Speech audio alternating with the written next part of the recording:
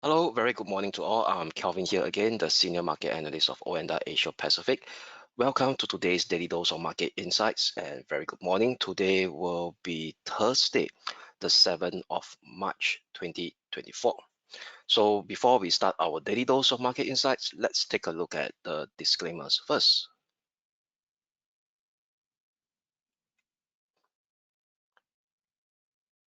All right. Leverage trading carries a high degree of risk and may not be suitable for everyone. Losses can exceed deposits. This presentation is not an offer or solicitation to buy or sell, nor financial advice or recommendation for any investment product, as well as any forecast, prediction, or projection in this documentation is not necessarily indicative of the future or likely performance of the product. This advertisement has not been reviewed by the Monetary Authority of Singapore. Okay, so as usual, before we jump straight into the short-term technical outlook on the broader base cross-asset classes ranging from the major stock indices, the major FX pairs, West Texas Oil, that means which is i.e. WTI, as well as spot gold XAU/USD. Let's have a recap of what has taken shape yesterday in terms of the performance of the cross asset classes, their inter-market linkage, and as well as key events and data that drives this movement. So let's start with the performance of the US stock indices first, the major benchmark. So as you know that prior to yesterday's movement on Tuesday, we do see a significant intraday sell-off in the mega cap technology stocks, the US mega cap technology stocks, i.e. driven by Apple, and as well as spreading on to in a smaller degree to Amazon as well as Microsoft. So yesterday we see a rebound or a intraday recovery in the Nasdaq 100 that managed to spread this intraday positive feedback loop into the market, and that also came within kind of our short-term bullish bias as well, within the expectation for those who actually followed our daily dose of market insights on Tuesday, where on Wednesday morning Singapore time, where the Nasdaq 100 actually came close to a support level, and I share with you how I actually increased the probability of this potential short-term bullish bias on the Nasdaq 100 by taking into a look of the price action of its key component stocks that are the main driver, which is Apple and as well as Nvidia that I showcased yesterday. But that I won't want to go into detail. So if you want to have a recap of how I structured that setup, you could actually take a look at the video again on Wednesday, which is yesterday's video. All right. So now the performance of the SPX and throughout the is actually gaining 0.1% yesterday. The Dow Jones Industrial Average slightly lower, 0.2%, and the top performer is especially the higher beta Nasdaq 100, which is up 0.67%, followed by the Russell 2000, 0.7%. And also, in terms of intermarket relation-wise, this risk-on behavior that was seen yesterday in the major US stock indices has also been reinforced by the softness in the US 10-year Treasury yield. So I did mention that the US 10-year Treasury yield is much more moving in line with the dollar as well. So if the US 10-year Treasury yield starts to break below certain key support level, there could be a high chance that the dollar's weakness could actually much more substantial clear signs of dollar weakness could actually come back into the market, especially from a multi-week perspective. So now let's take a look at the chart of that 10-year US Treasury yield. Okay, so very quickly, if you could recall, for those who have been following my daily dose market insights, we were mentioning that the key short-term, near-term support level to watch will be at the 4.11% on the US 10-year Treasury yield. As you could see in my screen over here, very clear bearish breakdown yesterday. So prior to that, it actually starts to actually turn very soft by breaking below the 200-day moving average, especially shaping that bearish reversal candlestick formation right below the lower limit of this major resistance zone of 4.33%/4.5%.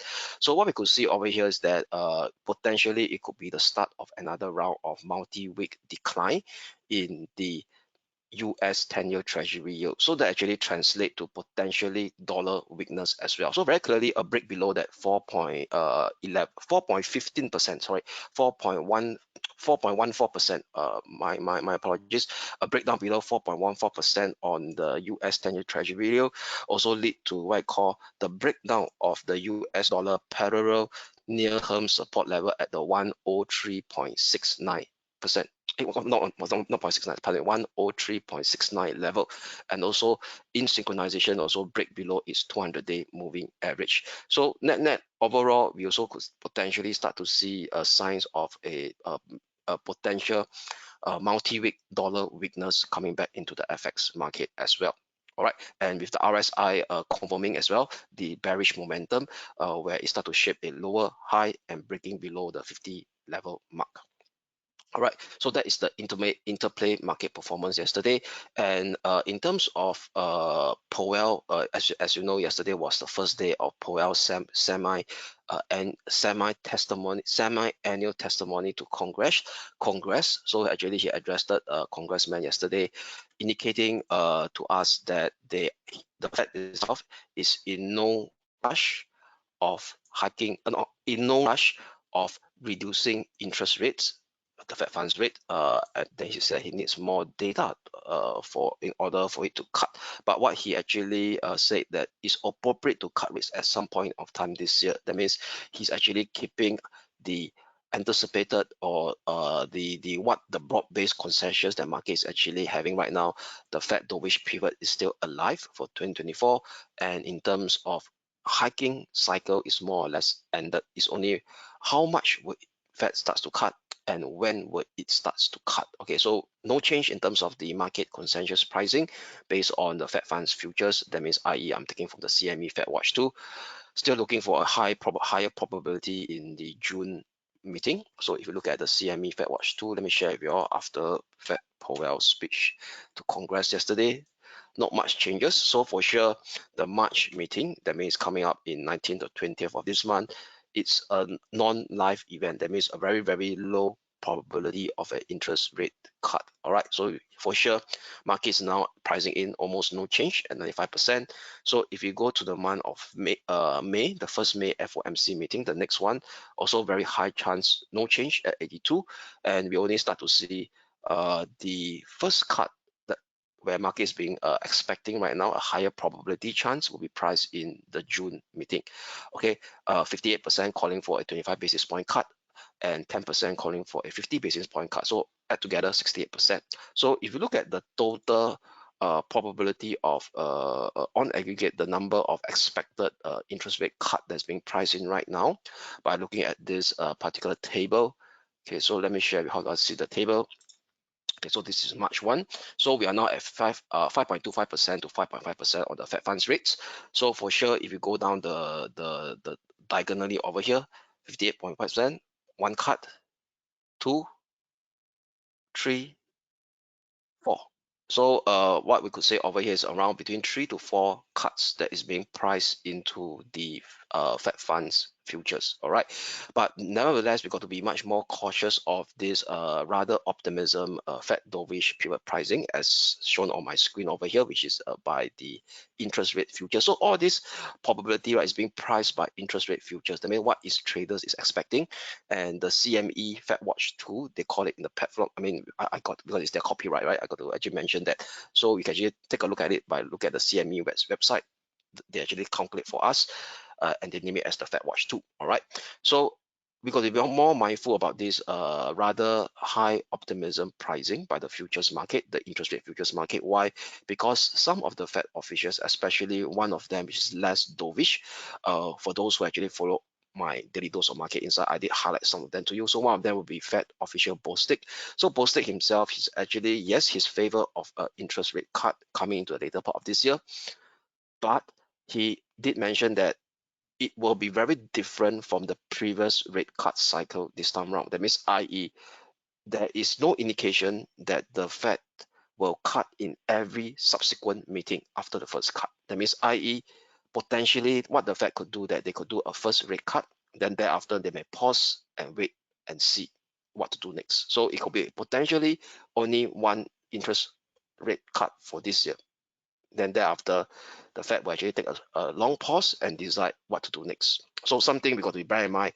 And where do we have such much more clarity on the trajectory of the Fed funds interest rate will be this coming 20th of March FOMC meeting. Why? Because on 20th of March, they also released their latest dot plot. So what is the latest dot plot? The latest dot plot is their a forecast or their projection of inflationary trend in US, as well as their forecast on the trajectory of the Fed funds interest rate. So that could actually potentially imply what will be the latest guidance from the Federal Reserve officials in terms of this potentially up and coming interest rate cut cycle. So something to look forward to. And also one thing pretty much positive in terms of the markets, especially from a liquidity perspective. Powell actually mentioned during the Congress, we call it testimony, once I think he's being quizzed by some of the congressmen on this ongoing, much more stringent capital outlay that is required by US banks.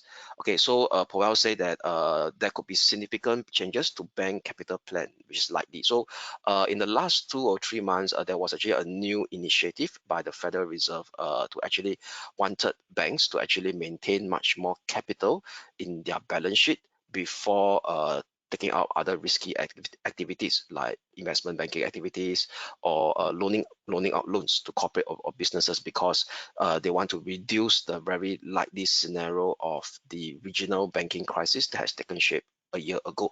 But however, it seems to me that Powell and Fed right now is after consulting with the Wall Street banks, it seems to us that this much more stringent capital outlay that initially intended by the Fed has starts to actually be pulled back. Okay, so that is also actually positive from a liquidity perspective. That means lesser capital outlay for banks to maintain in their balance sheet. That means this gives them much more capital to actually lend out to the businesses and consumers. Okay, so that also implies something as much more lower chance of a liquidity squeeze. All right, so now that is the key events and the key inter-market movement that is moving on the moving across the broad global markets yesterday. So now let us now jump straight to the short-term technical outlook. So let us start with the FX market first. So on the FX market, what we will see over here is that dollar weakness coming back into the market yesterday. This is the dollar index. So if you look at the euro dollar, so euro dollar, we have been having that bullish bias since 2 weeks ago. So market moved within our expectation and almost hit above the Thursday last 22nd of February minor swing high area at 1.89. It appears above it. Then this will be the pullback resistance, a pullback support level, near-term pullback support level at 1.089. Okay, let me expand my screen so that you guys could see. All right.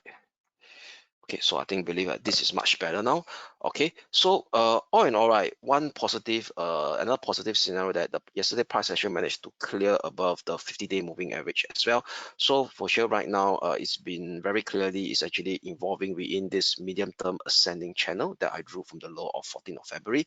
So with that, given yesterday's strong push up and a break above 1.0890, I'll be much more confident right now to tighten the short-term pivotal support for today at 1.0870, which confluence to two key technical elements: former minor swing high area of 6th of March, 4th of March, and 27th of March, and as well the 50-day moving average, now all pointing to a similar level at 1.0870. So as long as any potential pullback manage to hold above 1.0870, we will still maintain that short-term bullish bias on euro dollar. Next resistance levels to watch will be at 10935, 1.0950 level, which is close to this graphical congestion area of 10th of January and 15th of January. Only an hourly close below 1.870 will negate this preferred bullish tone scenario to see a further potential corrective pullback to test the lower limit of the minor ascending channel, and as well as the 200-day moving average coming to act as a similar support level at 1.0835. Sterling dollar, which is the British pound. So the cable managed to pierce up and hit our resistance level at 1.2760, and also managed to very clearly break above this descending channel upper limit of the descending channel that I drew from the high of 28th of December last year, this dotted line. All right. So with that, I will use the former descending channel resistance now turns into a pullback support, will be at 127 figure level. So as long as 127 figure level holds in any potential minor pullback, we will still maintain that bullish bias on sterling dollar, with the next resistance level to watch will be at 128.20, Fibo extension cluster level of 1.618, Fibo extension level of 1.618, and as well as correspond to the minor swing high area of 28th of December.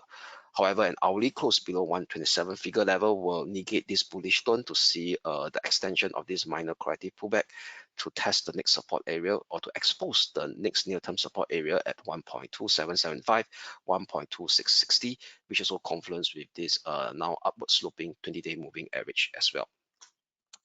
All right, so the one that is moving the pretty much steeply is the dollar yen. So you look at that, the dollar yen yesterday managed to actually tumble very steeply after being much more congested below the 150.70, 150.80 short-term pivotal support level.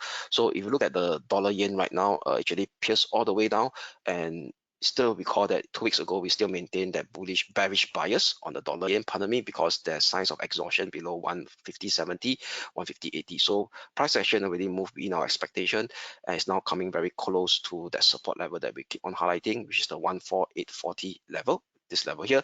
So with that, right, the RSI also now came towards the oversold region, but upon coming to the oversold region over here, there's no signs of what I call exhaustion on this ongoing short-term bearish trend. Why? Because the hourly RSI flash out a lower low, not a higher low like what it did previously. There was a higher low. Okay, you see over here, this is the higher low. So what happened when you see a higher low over here is that the price action actually managed to be covered, right, and bounce back towards the that was 1st of March, bounce back towards the key short-term pivotal resistance level. But this time around, the price action plummeted lower low, okay, and it did not shape a higher low as it did previously at the end of February. So the RSI actually moved in sync with the price action. So it means that over here is that downside momentum is still intact, with the fact that because it's an oversold, there could be a minor snapback bounce, or i.e. they call it the dead cat bounce. So potentially where the dead cat bounce could actually stop, 14920 for sure, which is this area, former minor swing low, tested in the US session yesterday, but then after managed to actually sell off in today's Asia session. So what we could see, we do the Fibo retracement, taking into this last push down, it actually correspond close to the 38.2%, and we have the 50% coming in at 14960, which was very clearly this is the previous minor range support level that was taken down yesterday. So I don't want to tie it so tight to 14920. So 14920 is something like a near-term resistance. The much more significant level will be at 14960. So in any potential dead cat bounce scenario that could potentially plays out right now, because the hourly RSI is at the oversold region, as long as it didn't surpass above 14960 level, we will still maintain that short-term bearish bias on the dollar yen. Next support level to watch after 14840 will be at 14790/14770, which correspond to the 50-day moving average, as well as the minor swing low area of 7th of Feb and 8th of February.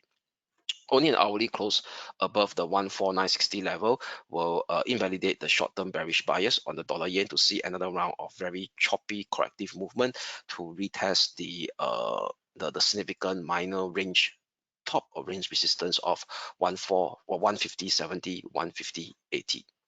All right, then now Aussie dollar. So Aussie dollar yesterday managed to pierce up, right, and invalidate the short-term bearish bias below 65, above 65.30, and goes towards the alternate scenario resistance level at 65.80, and now it's actually being kept below the 50-day moving average. So with that, right, I will turn neutral today for the Aussie dollar below 65.80 and 65.30 for sure. So this was yesterday breakout level.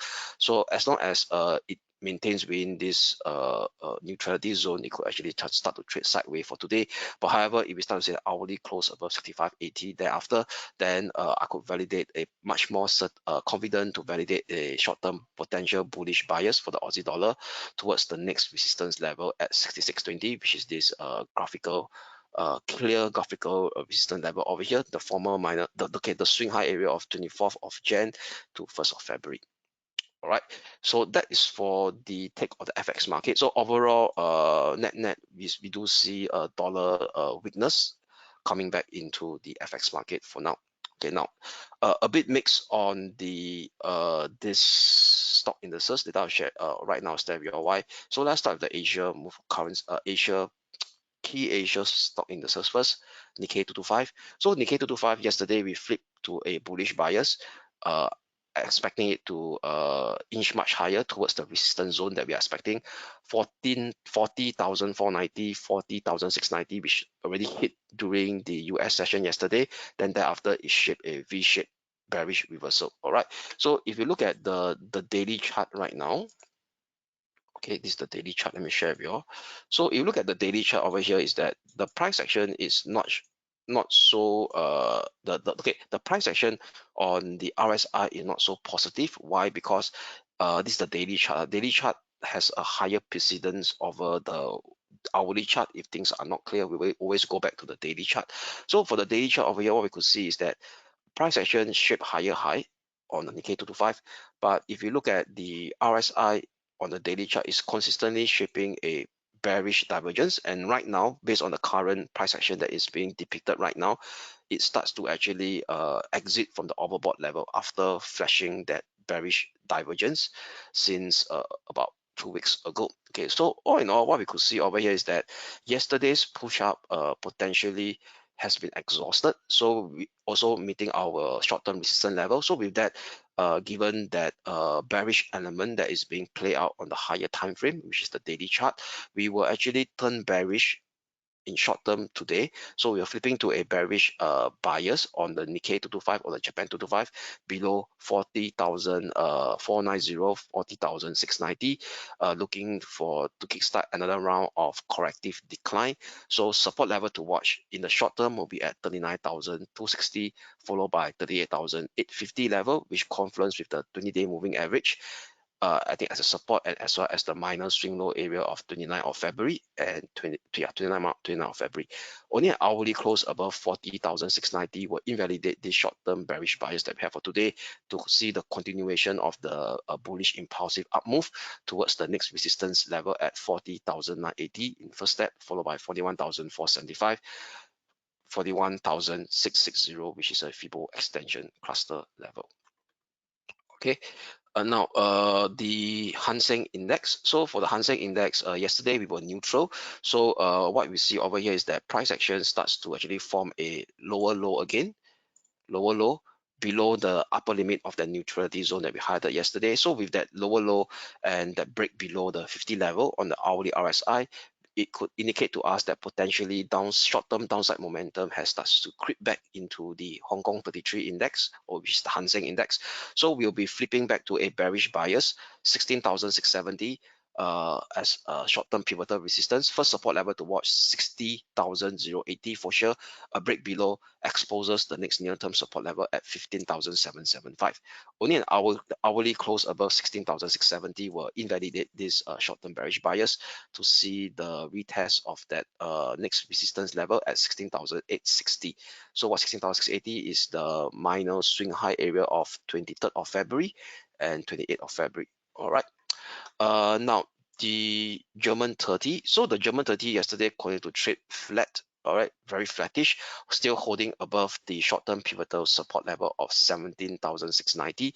So with that, we will still be using 17,690 as a short-term pivotal support to maintain that short-term bullish outlook on the German 30 index. So the next resistance level to watch will be at, okay, pardon me, this one, I think that might should be, yeah, over here. The next resistance level to watch in short term will be at 17,840 / 17,890. However, an hourly close below the short term pivotal support of 17,690 will invalidate this short term bullish bias to see the extension of this minor corrective decline to expose the next near term support area at 17,450. 17,335 will also correspond to this upward sloping 20-day moving average. All right, so now very mixed on the major US stock indices. Let us start with the Dow Jones Industrial Average, US Wall Street 30. So the US Wall Street 30 yesterday, yes, it bounced, but where it bounced, right, the bounce stopped right exactly at the 20-day moving average before coming back down, and as well as the former ascending channel support from the low of 18th of Jan now turns into a pullback resistance. So yesterday we were neutral.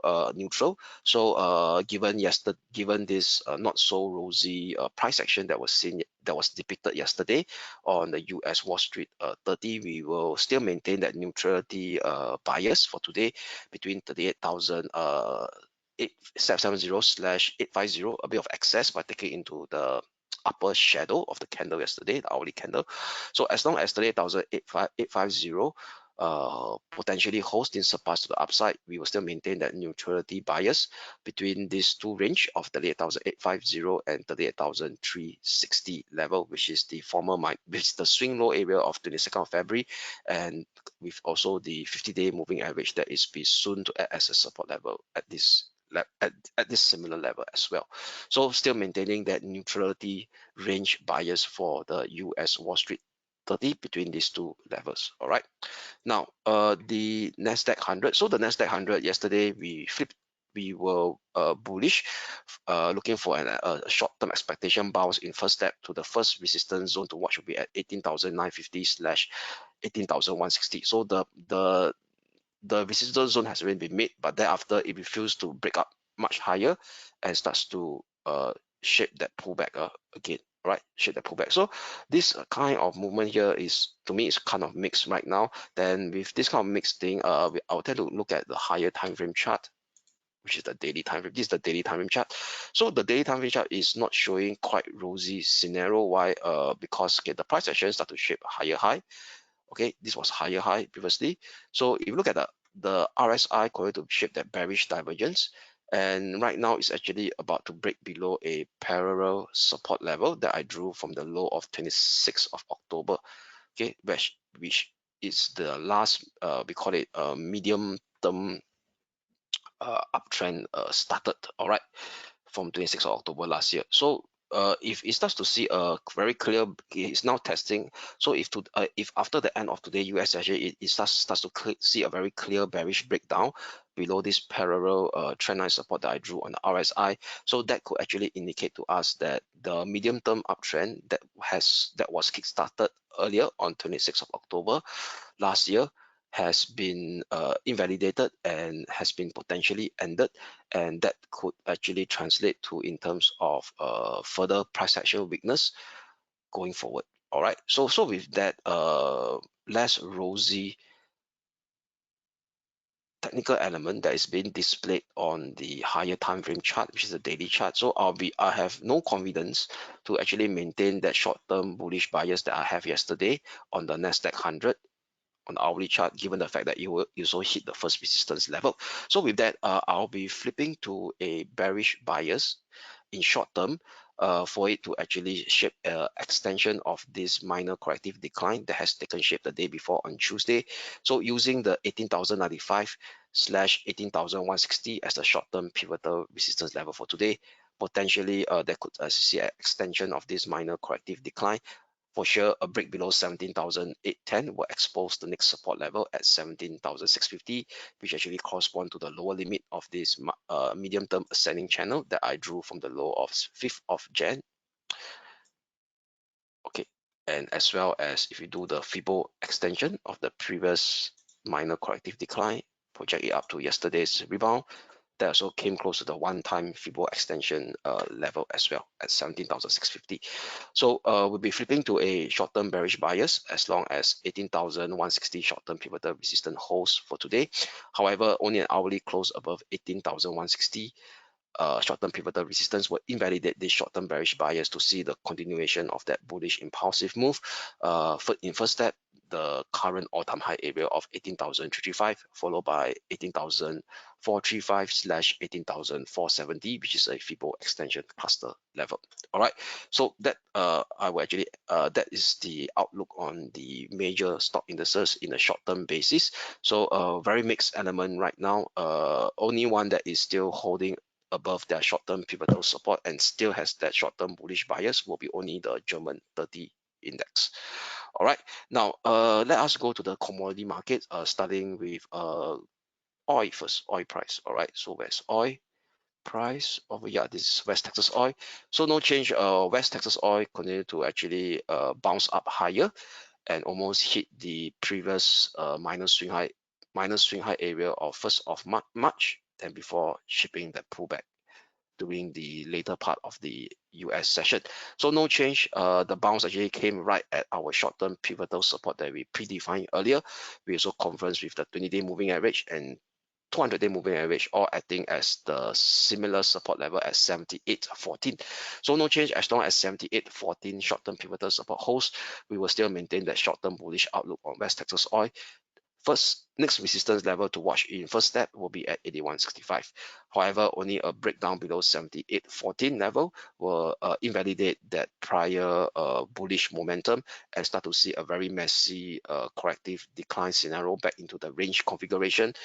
Next support level or next near-term support level to watch will be at the 76.20, 75.75 level, which is the minor swing low area of 26th of February and 15th of February, and also converging with the upward sloping 50-day moving average. Gold. So for gold over here, let us take a look at XAU/USD. Okay, it continued to actually play around the 21.49 level. Okay, all-time high area. So as long as this level continue to, it hasn't break out yet, and the RSI continue to flash that bearish divergence. So what I could do over here is that I will add on a kind of a this level here. All right, so this is something like a trigger level. Okay,